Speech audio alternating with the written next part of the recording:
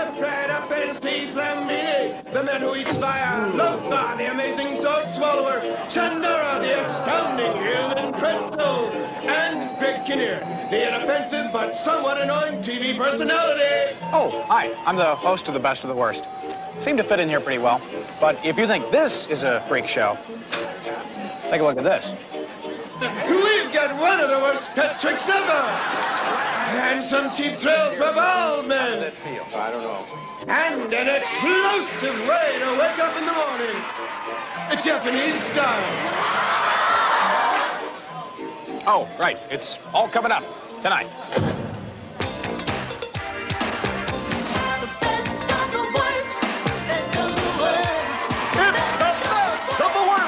With your host who still needs an introduction, Greg Kinnear!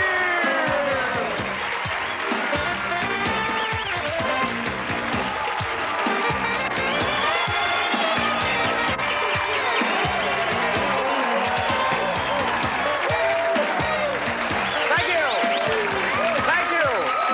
Hello, everybody. I'm Greg Kinnear, and welcome to The Best of the Worst, the show that proves the old saying, anything worth doing is worth doing badly. And it is going to be bad tonight, folks. Even as we speak, our crack research team is spanning the globe to bring you the most awful places and people and things that we can find. I'll tell you what, let me give you an example of what I'm talking about. You probably think of museums as being loaded with priceless antiquities and great paintings by Picasso, Renoir, and the rest of those knuckleheads. But you can find some pretty awful things in museums, too, if you know where to look. We did. Okay, so it's not the Smithsonian. Hey, this isn't PBS either. I'm Bob McCoy from Minneapolis, Minnesota, and I run the Museum of Questionable Medical Devices. Yes, folks, this is a museum that's devoted to quackery. Over 200 medical devices that never cured anyone of anything, except maybe an overweight wallet. Curator Bob McCoy has been collecting these contraptions for 25 years, everything from vacuum hair growers to brain cell rejuvenators. This spectrochrome pretends to cure cancer with colors. To make it work, you have to sit in front of it in the nude facing north under certain moon phases. Of course. Hey, how about this vibrating chair for improved regularity? You feel better, young man? Here is the so-called nap a night. 2 hours of this is equivalent to 8 hours of sleep. This machine ensures a better shoe fit. Why, it's amazing. You've got 6 toes. Caution, don't try this saliva tester at home.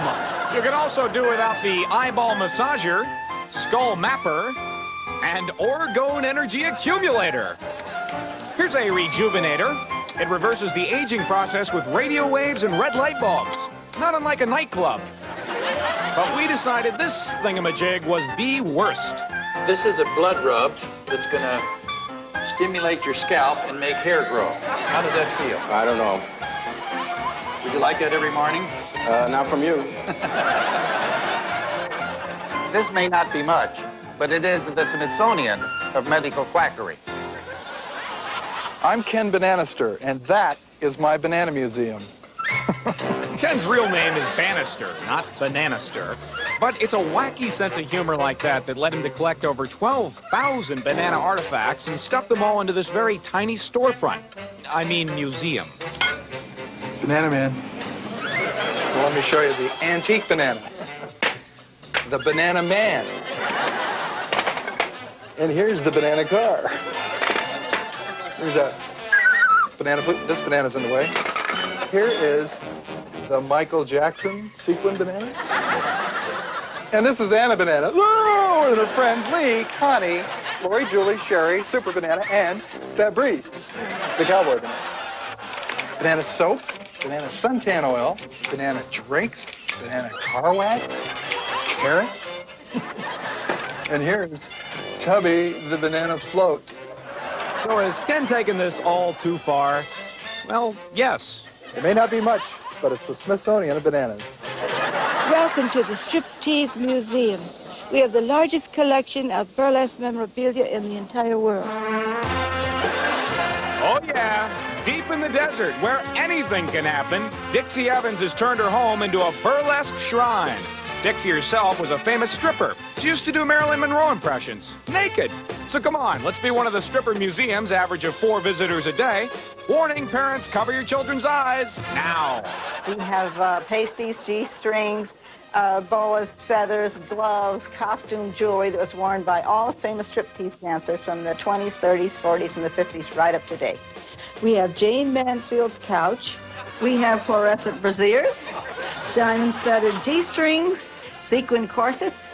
But the biggest attraction we have here are the thousands of photographs covering the history of burlesque, most of which I can't show you on TV. We here at the Strippers Museum like to think of ourselves as the Smithsonian of burlesque.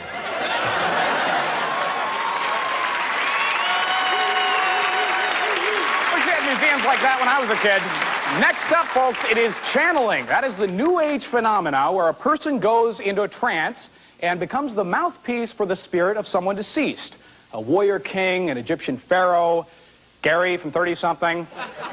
But we have found a man who channels what is definitely the worst thing to channel that I've ever heard of, anyway. I mean, I wouldn't mind being possessed by a warrior king every now and then, but this?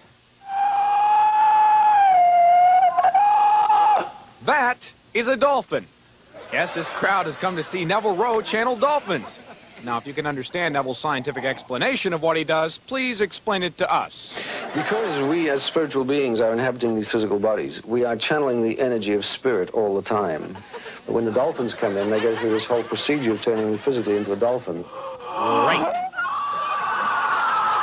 Not a pretty language. Here, a dolphin named Chakuba is speaking through Neville. We are dolphin form, you are human form. And there is no difference between us, my dear friends. We are one in spirit. And you, my friends, have chosen to be here to help bring about a new way of being upon your planet. We are there with you. We are touching you. Some will feel, some will not. Don't have expectations. Well, you may want to have the expectations of shelling out some bucks to hear Chakuba speak through Neville. Still confused? Still have questions? Take it up with the big guy. We, Kachuba, have spoken.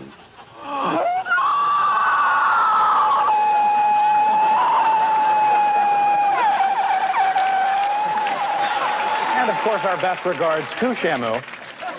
Now, we can't speak for dolphins, but as for us, we always enjoy a good practical joke every now and then, but sometimes a prank can go too far. No, I'm not talking about Pat Sajak's career. I'm talking about some footage our researchers came across that involves the $1 Million Man. He's a famous professional wrestler. Part of his gimmick is playing practical jokes. But watch this one.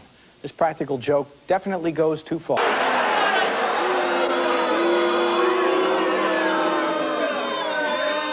Now, I know what you're thinking, because I thought the same thing. Later on, the $1 Million Man must have taken the kid aside and given him the $500, right? Folks, he didn't give him the money. So you know what? We would like to pay the kid ourselves. We've tried to track him down and couldn't. So if you know who the kid is, or if you happen to be him, please write to us. It is the best of the worst. 7095 Hollywood Boulevard, Suite 539, Hollywood 90028. And as for you, $1 Million Man, we also have your address. And we'd like to send you a token of our affection. So I realize you'd just be giving me a rough estimate here, but what would we be looking at cost-wise to send this stuff first class? This is for a very special friend of mine.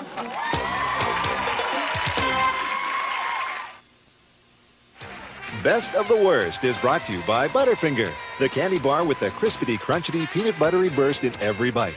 Nobody better lay a finger on my Butterfinger.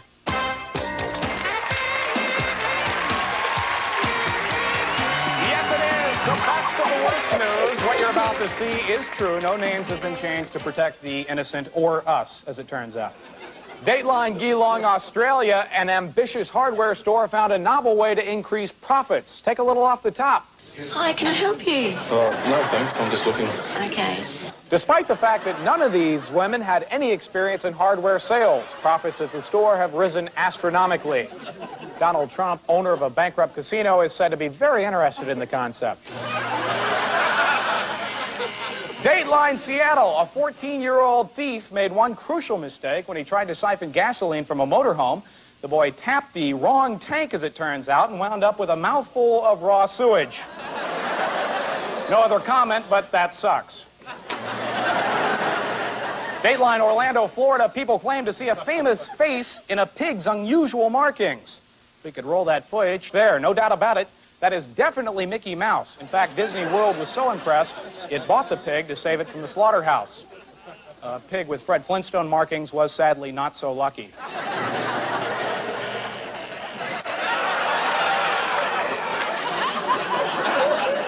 Dateline, La Crosse, Kansas. The annual convention of barbed wire collectors was, No.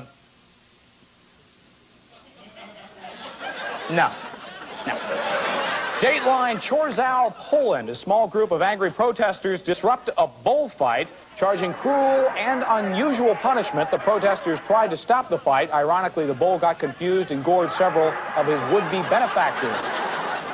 The protesters said that when they get out of the hospital, they plan to go back to protecting those cute little baby seals with the big black eyes. And that's the way it was, unfortunately. In more important news, we may have found the source for recent tensions between Japan and America. It seems that each morning, some Japanese wake up to something even more frightening than Willard Scott. Something horrible. Yes, it is time once again for a visit now with David Spector, our Far East correspondent. David. Picture this. You're one of Japan's biggest television stars, and you're sleeping peacefully. It's like dawn, 6 o'clock in the morning. All of a sudden, these Japanese people who you don't even know just charge into your room and scare the hell out of you. Now, does that sound like the world's worst alarm clock? Well, that's not what it is at all. It's a popular feature from one of the most inventive Japanese TV shows, and they call it Celebrity Wake-Up Call. Take a look at this. No, we're not at war with Japan. These soldiers are actually actors, and they're about to rudely awaken one of Japan's most famous comedians. Accompanied, of course, by a crowd of technicians and spectators. Secret arrangements have been made in advance, so the subject is caught completely unaware. Let's see if this is the case.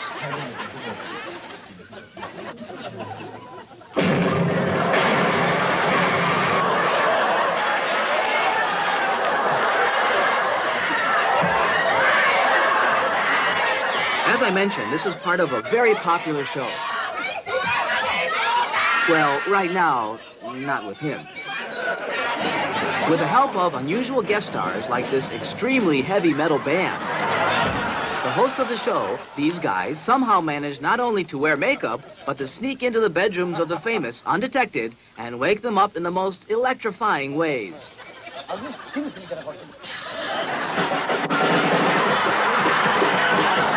This would be a nightmare, even if you were expecting it. Almost everyone likes to have a nice hot shave in the morning, but most people tend to wait until after they get out of bed.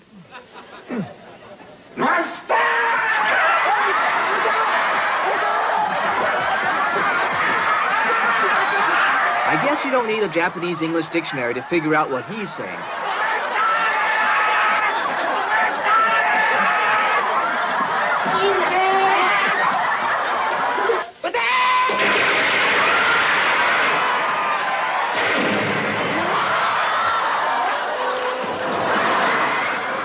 Well, Greg, that's how they do it in Japan. Let's see how it's done in America. 6 a.m., Beverly Hills, California. We hired these ninjas to wake up a celebrity, but we couldn't afford one, so instead, we're waking up our favorite best of the worst host, Greg Kinnear. This is Greg's apartment.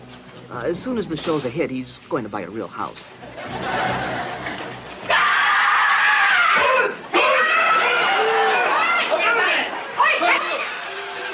Oh my God. You can feel my heart right now. Oh yeah. No, there is no heartbeat, apparently. Thank you very much, guys. What a good sport. Back to you, Greg. Thank you, David. Always enjoy a good practical joke at my expense on national television. Appreciate it. Well, if you can take any more after that, folks, and quite frankly, I don't know if I can, come on back.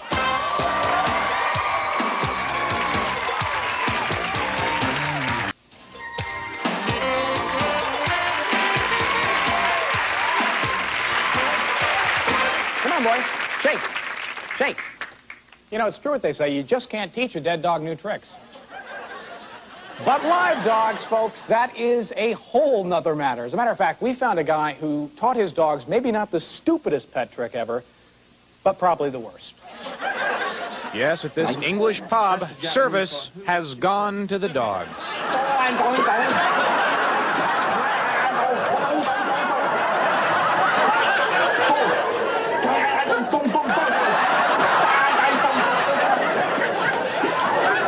About 2 bits through a week.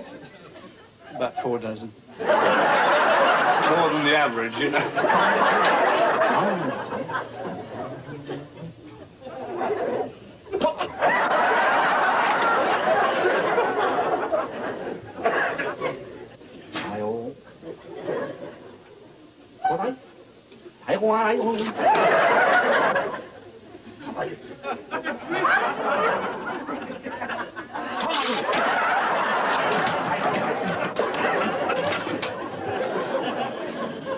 You know, he never moves from the bar. I mean,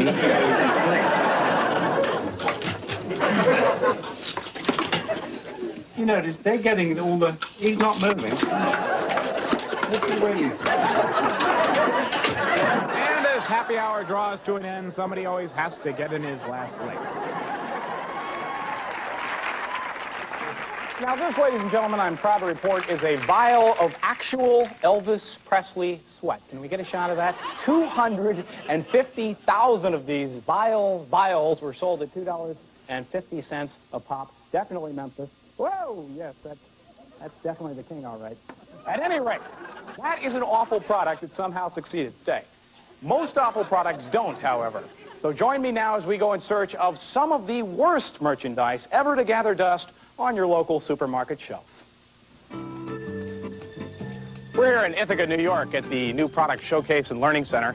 Inside, thousands, literally thousands of products that for one reason or another flopped. Yes, it stands as a tragic reminder of colossal failure and shattered dreams. Come on, it'll be fun. Wow, this place looks just like a supermarket. Hope they got express checkout. This is burnt eggplant toothpaste from Japan. Nothing fights morning breath like burnt eggplant. We were so intrigued by our findings at the museum, a test with actual shoppers was a must. You were such a good sport. Is it black?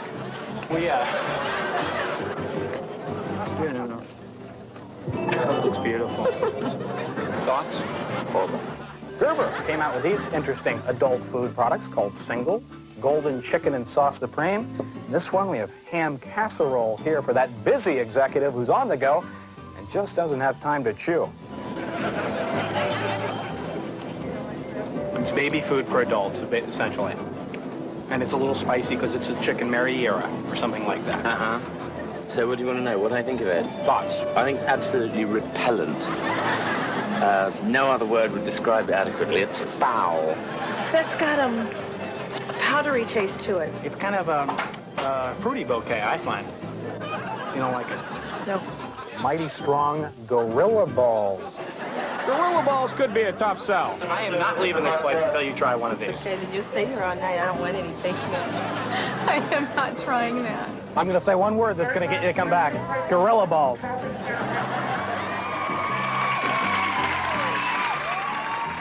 Gorilla Balls. Can't figure out why they wouldn't sell.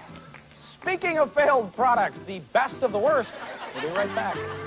Fortunately, no audience member will receive garlic cake in a jar.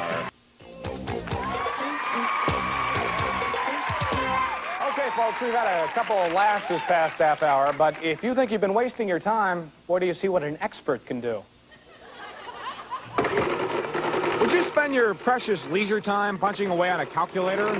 Some people say it's weird. This man is counting to 1 billion, one number at a time. That's 1 + 1 + 1, etc. His name is David Wimp. Count Wimp to his friend, and it's taken him 9 years to pass 3 million. I'll stop at 5 million probably for a day or two. Mr. Wimp estimates it'll take another 30 years to count to 1 billion. Are you ever tempted to cheat? What do you mean cheat? Well, you know, like put in times 10. No, that ain't doing it right. Not to me. But you'd be the only one to ever know. Yeah, but I don't do it that way. If you're gonna do something like this, I do it right. No arguing with that. And what the hell, they laughed at Columbus too. In the meantime, David Wimp has burned through 14 calculators, 40 miles of tape, and 3 wives. I don't miss a day. You don't miss a day? You do it every day. Yeah, at night, even Saturday and Sunday. I don't think it's addictive. It's different. It's a hobby. Something you like to do. Doing what you like. Isn't that what life's all about? And so we say goodbye to David Wimp, a man with a dream and the courage to see it through. I understand when he finishes, David Wimp plans to spend another 10 years making sure his kitchen paint is properly peeling. Well, that about does it for our show, but don't worry. As long as there's bad stuff in the world, folks, we'll be right here bringing it to you no matter what the personal cost. Good stuff like this. Yeah, it's a cheesy store that only sells clothes from the 70s. And a gut-wrenching good time to be had by all. Until then, I'm Greg Kinnear. For now, the worst is over. Good night. You know, when I was a kid, I used to dread Sunday nights because it meant I had to go to school the next day. And now? Well, I still dread them because I still have to go to school the next day. And how old are you now? I'm 35. One day I'm going to figure out this whole 11th grade thing. But at least now you've got some good TV on Sunday night. And tomorrow night, the biggest names in showbiz join in a celebrity salute to 50 years in music for the legendary Ray Charles. Tomorrow on Fox.